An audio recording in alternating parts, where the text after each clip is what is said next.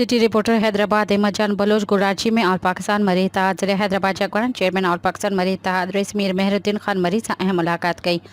हिन मुलाक़ात दौरान बिरादरी के पेशीदर मसइलनि ख़ासि तौर ते यूसी 95 ऐं PS 62 ॻोठ बचल शुरू ऐं बरपासे वारनि इलाइक़नि में इलेक्शन खां पोइ नज़रअंदाज़ करण ते सख़्त गिणती ज़ाहिर कई वई।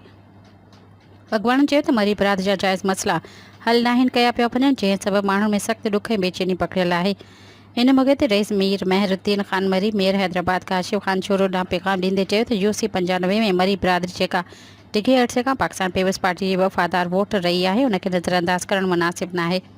हुन मेयर हैदराबाद खे पैगाम ॾिनो त हू फौरी तौर ते यूसी 95 PS 62 जे मसइलनि ते ध्यानु ॾे, मरी बिरादरी सां वेही ॻाल्हि ॿोल करे ऐं संदनि जाइज़ हक़नि जी वरामी खे यकीनी बणाए।